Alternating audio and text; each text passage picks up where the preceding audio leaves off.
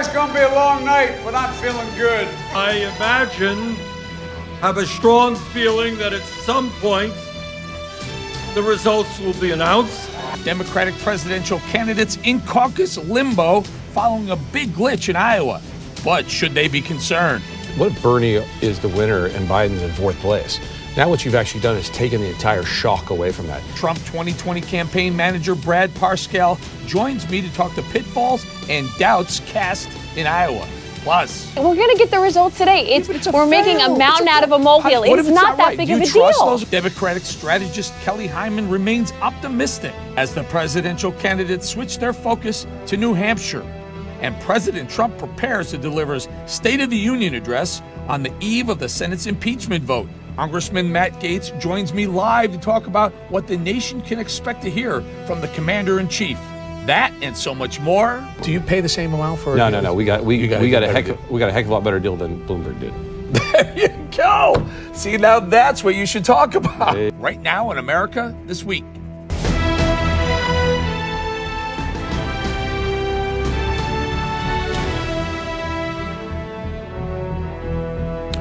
Preliminary results from the Iowa caucus show Pete Buttigieg and Bernie Sanders in the lead. Buttigieg up a little bit. In less than 24 hours, the Senate will vote on the president's impeachment trial. And right now, Donald J. Trump is preparing to address the nation. Welcome to a special edition of America This Week. And it's only Tuesday. We have much more on the Iowa caucus. But first, the president's State of the Union address, 2 hours away. Sinclair's chief political correspondent, Scott Thuman, just met with the president and joins me live. Scott. Boy, he's got some wind in his sails, doesn't he? He's feeling that way, that's for sure, Eric. And it's an interesting occasion to deliver a State of the Union speech because anytime you do it during an election year, it's going to get a little more focus. On top of that, you've got someone who readily admits he is a polarizing figure. And then on top of that, delivering it during his impeachment trial. All of that kind of leading up to this relatively odd, but critical moment in politics. When President Trump enters tonight, it'll be into the very chamber where he was impeached just 6 weeks ago, and into, at least some degree, a cloud of awkwardness. The state of our union is strong. Though it won't be a first, since President Bill Clinton, too, delivered a State of the Union in 1999, having just been impeached and a trial underway. Washington Democrats think President Donald Trump committed a high crime or misdemeanor the moment he defeated Hillary Clinton in the 2016 election. For President Trump, an opportunity to shift the focus forward, putting impeachment behind him, but also highlight what may have been lost amid the noise. The passing of massive new trade deals, the USMCA or Phase 1 of China, and a booming economy. Here's what we know about Donald Trump. He does not have the word sorry in his vocabulary. He's never used it. He never will. So to think he's going to sit before us tonight or stand before us tonight and say, I made a mistake, give me a second chance, I doubt it will ever happen. Democrats arguing there isn't much he can say to change the tone here. And on the eve of what likely will be President Trump's acquittal, talk of how else they may punish him. I do believe a bipartisan majority of this body would vote to censure President Trump for his actions in this manner. Censure would allow this body to unite across party lines. With all of those factors at consideration, I asked President Trump what kind of tone we can expect from him tonight. And he told me, quote, extremely low key. Eric? Hey, Scott, so there was rumor all day long that President Trump was going to bring a surprise guest. Now it's been kind of whispered or leaked, I guess, that Rush Limbaugh will be in attendance. Can you confirm that? No, look, most of this meeting that we had with the president was off the record.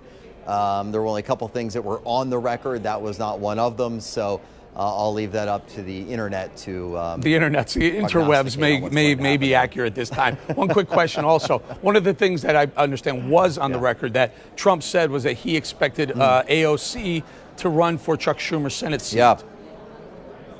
Yeah, I think his exact words were, I believe AOC will run against Schumer and that she will, quote, kick his ass. That was the president's words.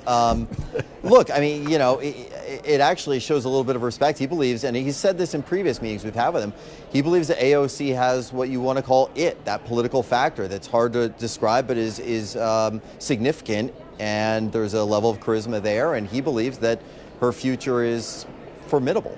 Yeah. The only thing she lacks is a high GPA in math. I'm just guessing. But I'm teasing. Scott Thulman, thank you very much.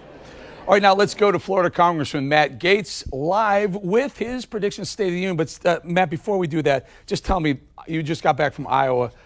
A lot going on. This is all good for Trump, is it not?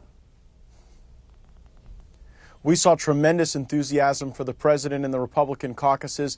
There were a record-breaking number of folks who came out to caucus for the president when you consider the political circumstances. We obviously don't know who won the Iowa caucuses yet between Sanders and Buttigieg, but we sure know who lost. That was Joe Biden.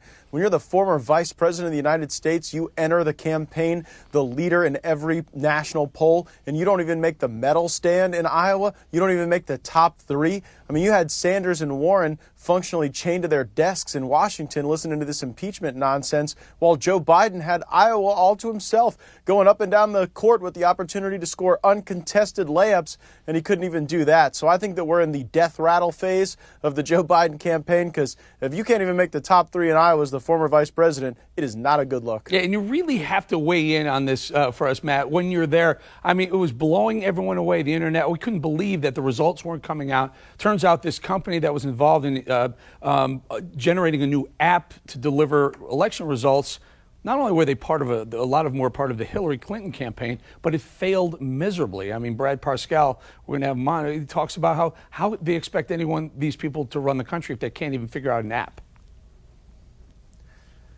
Democrats are always accusing us of the stuff they're doing. Democrats always say it's all the Republicans and the Trump supporters eroding our institutions in America, when they broke the Iowa caucuses by trying to tell us that they had an app that would solve all our problems, when they've been doing this for quite some time in Iowa their own way, and we're doing fine without having the Democratic National Committee tell them what to do. But this is, I think, a microcosm of the broader challenges Democrats face with just effectiveness, and that's where President Trump's comments tonight will focus, how effectively he's handled the economy. The Gallup poll has come out and shown the highest approval rating for the president in that poll during his time in office, and 63% of Americans approving of the Trump policies of lower taxes, lower regulation, and I think perhaps most importantly, standing up for our workers on trade, not being dead money at the global table when we're negotiating with China and even our allies in our hemisphere. You know, Matt, you mentioned the State of the Union a little bit earlier, just a couple hours ago. AOC announced that she was going to boycott the State of the Union, as well as a couple of her friends, Ayala Presley, will also boycott. There were 14 that boycotted it last year and have consistently done that, but these are newbies, and they're basically saying they don't like the way Trump is treating them, they don't like the way the country's going, they're boycotting. Do you want to weigh into your directly towards your colleagues? Yeah, I mean, that's really disappointing from my colleagues who I've always found willing to listen to me. But this is the problem we have in our country, Eric. People aren't willing to listen to each other even when they disagree.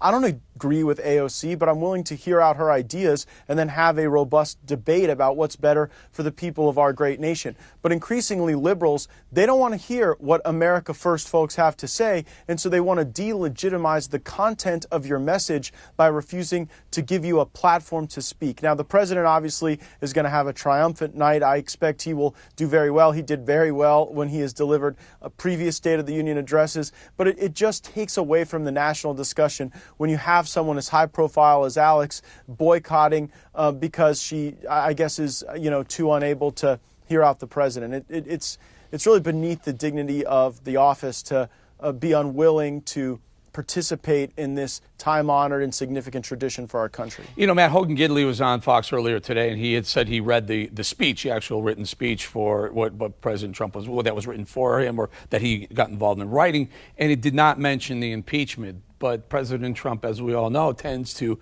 go off script, go off prompter once in a while. I've never known him to be able to hold back. Do you think he'll throw a jab in there somewhere?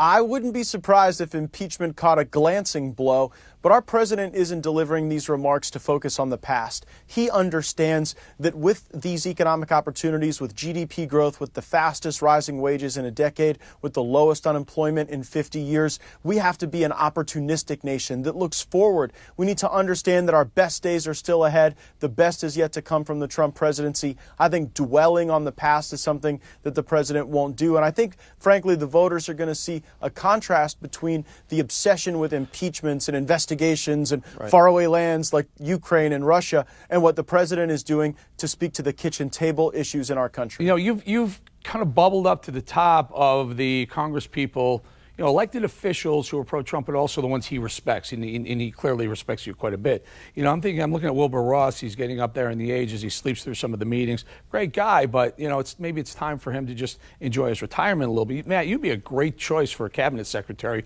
like the Commerce Department. But I see a guy who... I like the job I have now. That's what they all say. That's what they all say. But before we let you go, we're going to have a little fun. Who did it better? Let's take a look at Nancy Pelosi with the awkward duck clap from last year. Oh. And now we will show you Ted Cruz from the Senate floor in the impeachment hearings from a couple days ago. Which one? Who did it better, Matt? Who did it better? Give me Ted Cruz because it was so sly. It was so sneaky and it almost had like a charming impish quality with Ted Cruz. All right. We're going to leave it right there. Matt Gaetz, thank you very much and enjoy the State of the Union, my friend. Thank you, Eric. All right. Just a few short hours ago, Iowa finally released some of the results from last night's caucus. Mayor Pete Buttigieg is leading with 26.9%. Senator Bernie Sanders is close behind at 25.1%.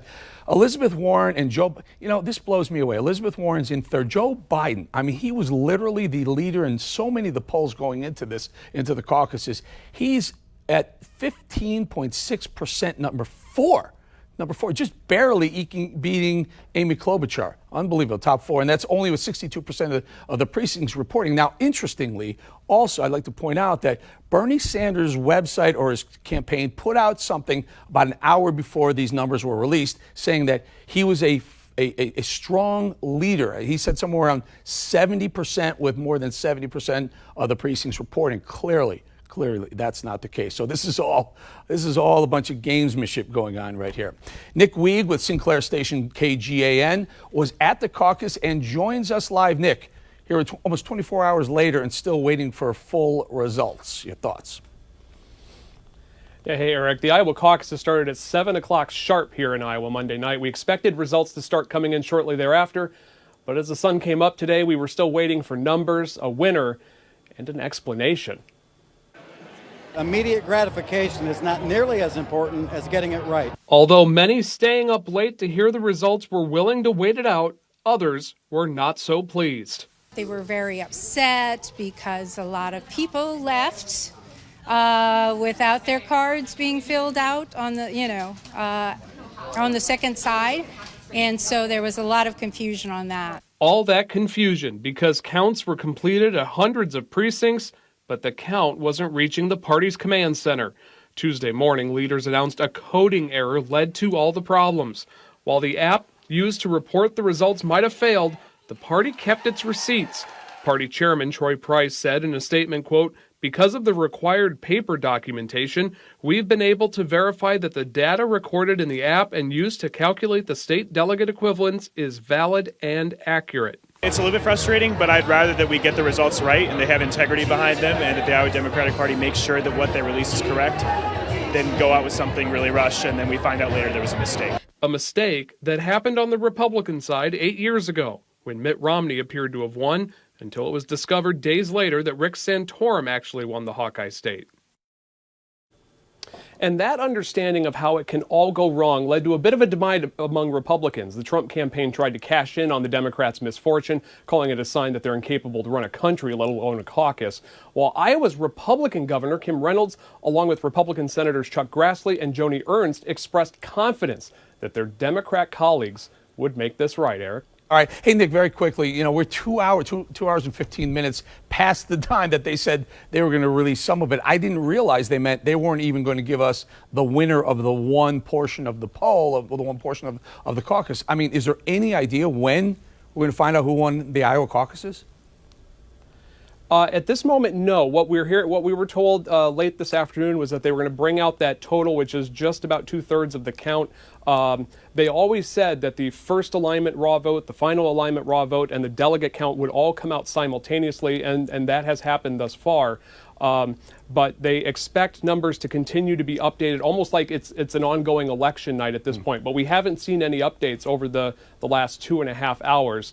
But again, of all of those numbers, as we saw Bernie Sanders leading the raw vote, it's actually the delegate count currently led by Buttigieg that will determine the winner of the Iowa caucuses. Okay, great. Nick Way, KGA, and thank you very much.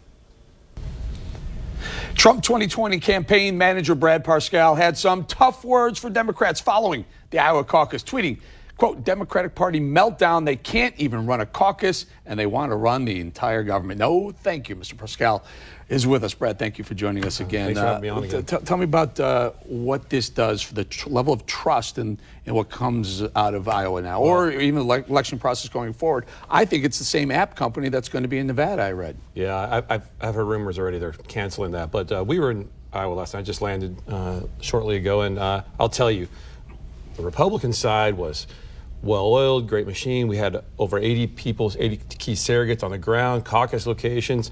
We were there in force. We were showing kind of campaign the president has ready for 2020. And the other side, you see complete meltdown.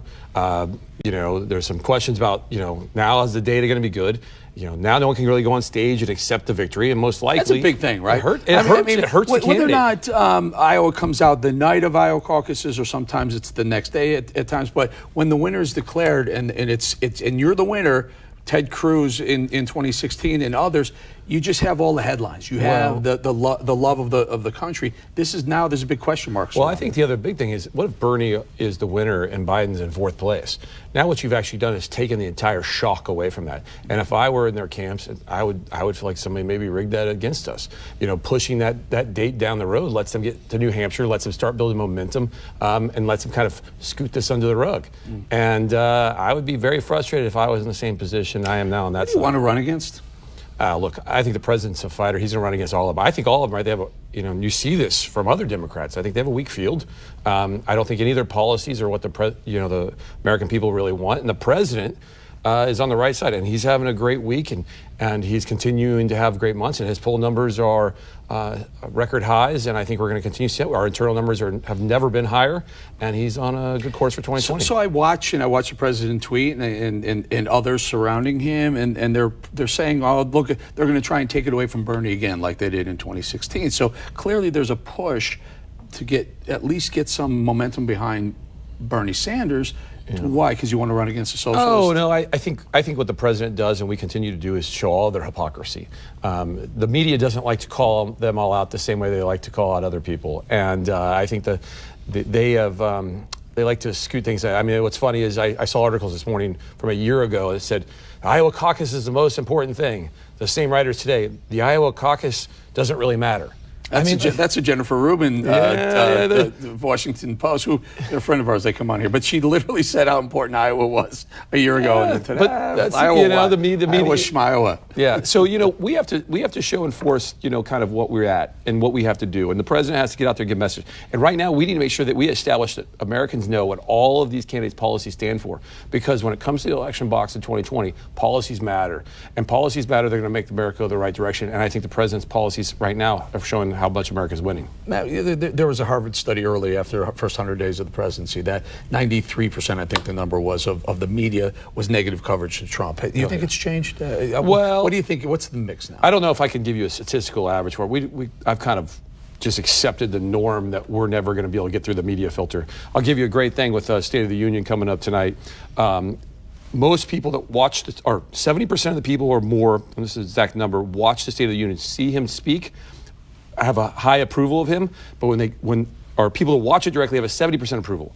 When they don't watch it and they get it through a media filter, almost 30% approve of it. Why? Because the media cuts it all up, changes the narrative, changes the messaging, changes everything, and there's going to be this 40-point difference if you see him say it from versus the media. And you see that rallies, different places, because the media filters out, cuts it, changes things, slides things around, says, that's a trick. I mean, there's clearly a trick when either side of the aisle says we're a news organization, this is a news show, not an opinion show. It depends what sound bites you cut, how you cut it, how you edit it, which part of the comment that you use. Do you give full context? Do you not? I mean, there is easy ways to editorialize in a straight news. Like the CNN evening shows are news shows for sure. Yeah, right. All right, well, where they are or not. Is tonight, the State of the Union, the unofficial kickoff of the 2020 campaign? Well, I mean, look, the 2020 campaign's been going for a couple of years. And so what we've been doing, we've been building. One great thing about this president was the day after the election, he knew that was the start of the fight, not the end of the fight. And he said, let's put our foot on the gas and keep building. We built out an organization across this country. We're in 17 states. We're building a grand game that you've never seen before. We have a digital operation, a data operation, coalitions, Black voices, women for Trump, Latinos for Trump. We're building something that no one's ever seen before because we understand the media's not going to tell the truth, and we need to get door to door. How are you doing in Pennsylvania? Look, again, the president's metrics across all the states. All the states we won in 2016, and we're now expanding. New Hampshire, New Mexico, Nevada, Minnesota. Well, let's do that. Minnesota and Wisconsin. There you go. Still good? Wisconsin, great. Minnesota, we don't have any new data, but I have a feeling right now we're doing a good place. I think if you look at the national data, it's looking great. We'll be back in the field soon. Michigan? Michigan doing well. You know, I think the policies this president has done really well.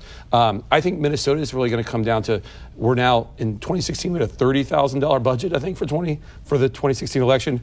Now we're talking about tens of millions of dollars. We're going to get in that state. We're going to compete. I think that's going to take us over into the victory column. We were only within 1.5% last time with no budget. Where are you running? Where are you polling internally with African Americans and Hispanics? The president is overperforming with every ethnic group almost. And so if you look at Black Americans, Latino Americans, I mean, a great example is why New Mexico is in play now. Plus 20, plus 22, performances since 2016. These policies are working. Record low unemployment, wages increasing. Give me a ballpark. African American vote. Are you? Well, I don't double digits. Are you into? Yes, I think so. Yes, okay. If you look at it nationally, but I don't look at things as a national. we're an electoral college. We look at state by state, and states have different things, different policies. And I will tell you, he's overperforming with all. Tell me very quickly. I only have about a half minute or so. Tell me about the Super Bowl ads. What happened? Did you like it? Did you not like it? And maybe even Bloomberg's ad. I'll just focus on our ads. I think our ad was perfect. It showed the president what he's done for criminal justice reform, what he's done, where other presidents and other people have said they're going to do something. This president stood up, did something about it, and now is helping reunite. Weren't there supposed to be two ads? There was two ads. There was a second ad at the end of the game. And so that was an ad about his accomplishment and everything. I felt like the best thing to do, and I think our team felt the best thing to do, was to have one ad that really stood by itself at the beginning of the game, and at the end of the game talk about his accomplishments. It was within the game? I watched every minute. It was the very end. The very end. So it was after the game officially. Okay. So it was right before the award ceremony. Do you pay the same amount for it? No. We got a heck of a lot better deal than Bloomberg did. There you go. See, now that's what you should talk about. There you go. We beat him on the deal we got. We're going to continue to the art of the deal. There you go. Brad my Pascal. boss, yeah. Thank you so much. Thank you very much. Well, that's a line of the show right there. We got a better deal on a Super Bowl ad than Bloomberg did. Terrific. Brad, thank you. Thank you. And ahead on America This Week, our panel of experts weighs in on the results of the Iowa caucus, or lack thereof, and who should the nation watch during New Hampshire's primary next week? Stay tuned. Don't go anywhere.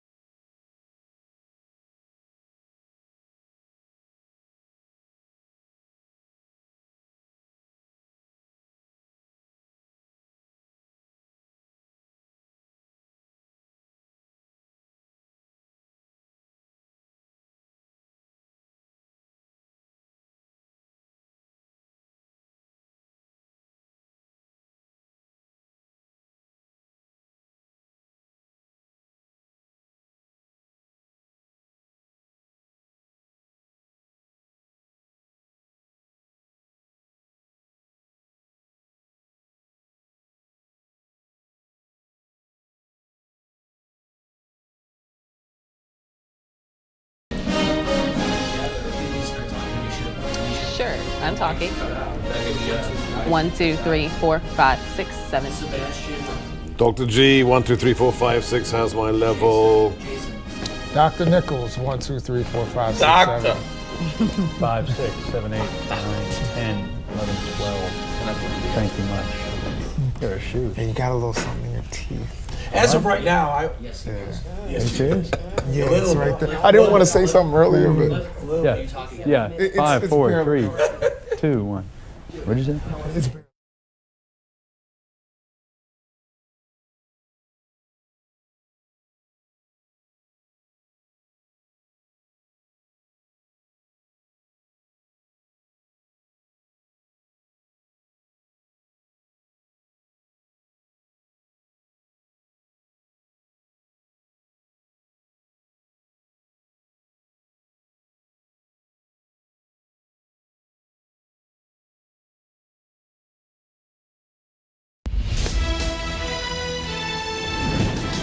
And as of right now, Iowa is only reporting 62% of precincts in their caucuses, with Mayor Pete and Senator Bernie Sanders leading the way. Let's go to our panel to get the hot take on this hot mess. Political commentator Amisha Cross, former deputy assistant to President Trump and host of America First on Salem Radio, Dr. Sebastian Gorka, University of Maryland lecturer Dr. Jason Nichols, and president of Young Americans for Liberty, Cliff Maloney. Guys, welcome. Big night. Seb, I want to go to you first because I am just blown away at the incompetence of Democrats. The incompetence. Eric, it would be indiscreet to say what happens in a green room, but my Democrat colleagues are not happy. And I don't think any Democrat is happy about 170,000 voters, and it's 24 hours later, and we don't have the results. India is 1 billion plus people. They get the election results the next day. This is a circus, and these people want to take control of our country. Roll on November, Eric. Roll on November. Yeah, and Amisha, Seb points out 170,000. First of all, 170,000, that's way down from when President Obama was elected president. They were hoping for a bigger turnout than this. But let's just stay on this for a second. They can't count 170,000. I mean, it's what a massive fail. It's mind-boggling. This entire process has been demonstratively a mess. And I think that there isn't anybody who's worked on campaigns, anybody who has served on the campaigns of the front runners, or anyone in this race who isn't extremely upset right now. The Iowa Democratic Party has a lot of answers to give. And right now, I think that a lot of Democrats honestly have moved on past Iowa and are looking forward to New Hampshire, which stinks for anyone who actually comes out on top when the announcement is made of who won. The only one who's happy right now is Biden because he's getting smoked so far. Well, if I'm Joe Biden, then I'm excited that things are going the way they're going, because he can just in the end shade it and say that things went wrong. And this is what Jason, earlier in the day, there was whispers that some of the people who were part of this shadowy group, Shadow is the name of the group that was behind this new app, they were involved with the Hillary Clinton campaign. I mean, think of the gross incompetence when she was trying to save her emails or do whatever she was doing with her emails. And now this, there are those conspiracy theorists out there saying, what's up here? Well, again, I don't want to get into conspiracies. What we know at its fact is that this did not work out well. This app was trash. It was a total disaster for the Democratic Party. And I think one of the big things was the fundraising issue. No one gets the fundraising bump. This really hurts Mayor Pete really badly. He needed Iowa. He put all his ground game into Iowa. He's a Midwesterner. Okay. All right. You ready, Cliff, for a little more conspiracy? Just have a little fun with this. Mayor Pete spent some money on the people in Silicon Valley who delivered this app. $40,000. $40,000 he put into their pockets for whatever reason. And now all of a sudden, the numbers aren't coming out, and guess who's winning? Yeah. Mayor Pete's winning. Well, it's hilarious to me because you're right. Mayor Pete, this was his opportunity, right? He comes into Iowa, and when you're an unknown candidate, the whole point of this caucus, right, is to have a smaller population. You can go in, you can connect with voters, and talk about no one winning. There was one winner, and that's Mike Bloomberg, right? I mean, he's the only one that skipped Everyone Iowa. keeps saying that. He's less than 1%. He's decided he's going to spend And Tom Steyer. several $1 million. But both of the billionaires, less than 1% in Iowa. Yes, Bloomberg, skipped it, but he spent $200 million and he doesn't even have 1% name recognition in Iowa. This is hilarious. This is a clown car, Eric. Well, I feel like he had to do something because at some point they're going to actually be voting in November. Mayor Bloomberg has a bigger play here. He's focused on Super Tuesday states. He's focused on the later primary states. I think it was actually smart on his behalf, acknowledging that there was a lot of fluctuation around how much Democrats actually believed in these early state caucuses to begin with. And a lot of people are already moving on to the next, regardless of what the outcome is going to be in Iowa. Yeah, and I believe, if I'm not mistaken, Bernie Sanders has been polling very well in New Hampshire. Yeah, he has, and of course he's from a neighboring state. This is, really, him and Warren need to really battle it out and have a really, someone has to come out strong there. I would say, honestly, if Biden doesn't crack the top 3 in New Hampshire, he's in real trouble. I mean, everybody knows he's going to be strong in South Carolina. He's toast. They know he's going to be strong throughout the South, during Super Tuesday in Alabama and states like that. But he needs to crack the top 3 in New Hampshire. Biden is done. There's no way. Right now we're looking at Bernie. The Democrat establishment is panicking right now to figure out who is the alternative to Bernie. And that's why that was Pete's moment. And now you're going to see, this is why I said Bloomberg won, because no one is the clear alternative to Bernie. Pete's going to try for it. Biden's going to wane. Warren is just failing slowly. And so you're going to see Bloomberg come up, and it's going to be Pete. But the Democrat establishment, I mean, I really see them. Bernie's not going away. I don't think Bernie's going away, but I also don't think we should count out Biden just yet. I think that this is going to force Biden and his campaign to work harder because thus far he's basically been coasting off of an Obama legacy. This is going to force him into a reality that you have to put in the work. Let's be clear, this is Corn Pop's revenge. A man who's been in politics for 40 years with the name recognition of vice president for 8 gets 15% in the Iowa caucuses. Get a fork, stick it in his campaign. Biden's campaign is done. Hold on. He didn't put any work in Iowa. Again, and I'm going to make a point that I think people have made over and over again. Iowa is not reflective of the current Democratic Party. So I think that everyone was making a big Jason, deal. you're making a very important point here. Iowa is not reflective of anything. It's not reflective of the American politics, the demographic of America. It just happens to be first. Yeah, is it time to do? Is it time to do something different in the election process? Is the caucus system that broke that maybe it's time to move on from the caucus system? I'm okay with us looking into maybe somewhere else should be first. But I think when you have a state, if everybody votes at once, the candidate with the top name ID or the person with all the money, they're going to be able to win. This at least gives you a subsample. People can go in genuine ideological candidates, underfunded candidates, grassroots candidates. I think it gives them a shot. Well, let's not forget, Amisha, Rick Santorum won Iowa. Rick who? Yeah, Iowa is not a bellwether for any of the races, and I think that this really sets that into motion. But it also is, back to the earlier point, it's demographically a problem. It's not a diverse state. It's also one where when we're watching these caucuses, they actually eliminate a lot of people who would be potential voters, and I think that that's another big problem. But Sanders, quick, you got to go quick. Really quickly, I'll just say that Sanders went after African American voters in Iowa. Went after people all 12 of them. You don't normally get, and it looks like he's doing pretty well. I'll tell you who needed Iowa's Buttigieg because he is going to throw up an air ball in South Carolina when he gets there with the African American vote. Our panel isn't going anywhere. Don't worry, they're going to come back, and neither should you. Stick their predictions on the president's biggest speech of the year, the State of the Union tonight. That's next.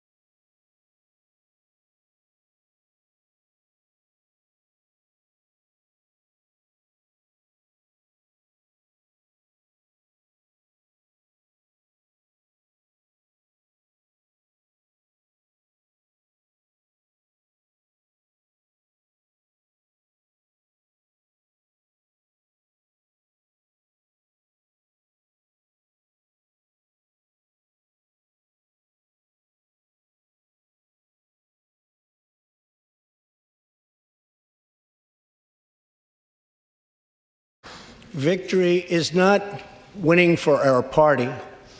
Victory is winning for our country.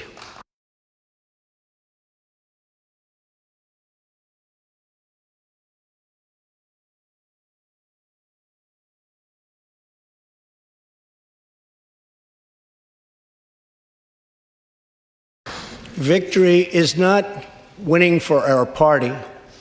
Victory is winning for our country. And that was President Trump almost exactly 1 year ago today in last year's State of the Union. His message was one of unity, of coming together. But this year, he'll give the address on the eve before the Senate votes in his impeachment trial. Let's welcome back our panel to look at what to expect tonight. Dr. Gorka, I forgot to mention your book. The name of your book, please. The War for America's Soul. Thank you, Eric. I think we got to get that up there. Thank you. It's a great book. Everyone should run out and get it. So let me start with you. So, you know, we saw, or I guess Hogan Gidley said that he did not see a mention of the impeachment in the State of the Union. What do you think? Does Trump ad-lib it a little bit? I had him on my show, and he said what I said was I didn't see the word impeachment in the script. The president, even at the State of the Union, sometimes goes off script. Not as much as he does on a rally. I think tonight will be very, very presidential. I find it hard to believe that there won't be some inference about the process, maybe not impeachment, but the insanity of the last 3.5 years, from the Mueller probe to Ukraine and so forth. But I think tonight it's going to be a vision of the future, the image of Make America Great Again. The optimism. It's the general theme is optimism. And then the special guests. We've heard this incredible idea. Rush Limbaugh, Medal of Freedom. I think there might be some other people maybe connected. My idea was to have individuals who'd been wounded by Qasem Soleimani, maybe some veterans in the audience. There will be some special guests, Eric. I mean, AOC announced that she's not coming. Ayala Presley's not coming as well. Some of the others that haven't come in the past. But the thought that these two of the squad members not showing up, what are your thoughts? I respect people's views. At the end of the day, I don't think that is a decision that I would personally support.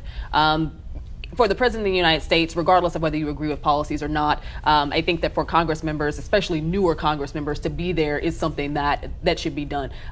It's hard when you've consistently said that you're going to shut him out. And I think that Ayanna Presley, on a personal note, I expected a little bit more from this go-round. I apologize. I said I meant Ayanna Presley. What are your thoughts on these, on some of these squad members and others, Maxine Waters, not showing up?